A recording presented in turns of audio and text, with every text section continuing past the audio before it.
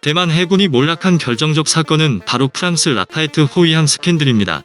대만 해군의 라파에트 스캔들은 1992년 프랑스 톰슨 CSF사가 만든 라파에트급 호위함 6척을 28억 달러에 구매하는 과정에서 발생한 역대 최대 금액의 군수비리 사건입니다.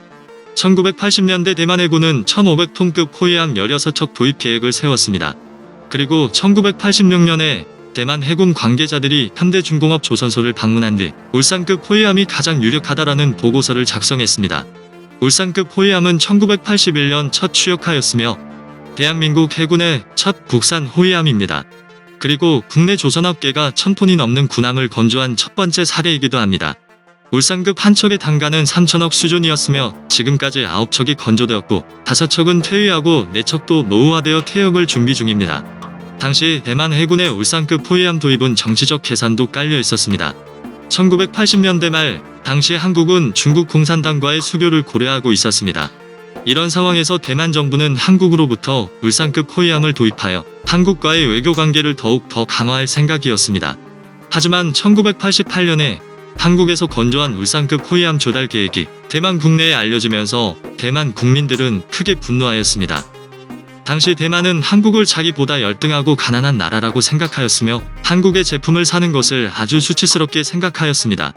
사실 1988년 서울 올림픽 개최 당시에도 대만 언론에서 자기들보다 못하는 국가의 올림픽 개최를 엄청나게 왜곡하고 폄하하였습니다.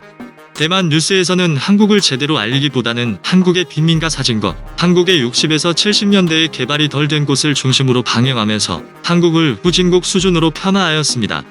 이런 여론의 반발에도 불구하고 1988년에 대만은 울산급 채택을 공식적으로 발표하였습니다.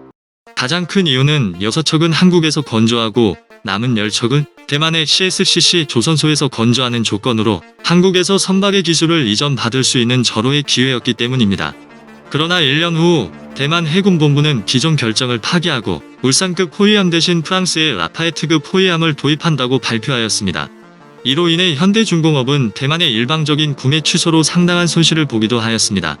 그런데 라파에트 호위함 도입 관련하여 대만 고위급의 뇌물 수수 비리가 언론에 폭로되면서 정치권에 엄청난 파장을 몰고 왔습니다. 밝혀진 바에 따르면 프랑스로부터 상당한 뇌물을 받은 정부 고위층이 일방적으로 울산급에서 라파에트로 도입 기종을 변경했던 것입니다. 프랑스 정부 조사에 의하면 한국의 울산급에서 라파에트로 변경되는 과정에서 프랑스가 대만 측에 뿌린 뇌물 금액은 200억 대만 달러입니다. 전체 프로젝트 28억 달러 중에 4분의 1이 뇌물로 제공된 것입니다. 또한 1993년에는 뇌물 비리를 폭로했던 대만 해군 장교가 암살범에게 살해되기도 하였습니다.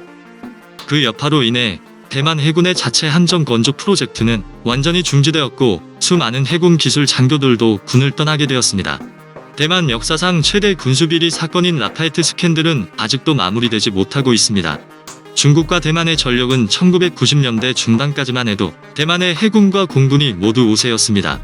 하지만 1990년대 후반 중국은 높은 경제 성장과 러시아에서 최신 무기를 도입하게 되면서 빠른 속도로 성장하였습니다. 현재는 중국의 압박 때문에 아무도 대만에 무기를 팔지 않는 참혹한 상황에 처해 있습니다.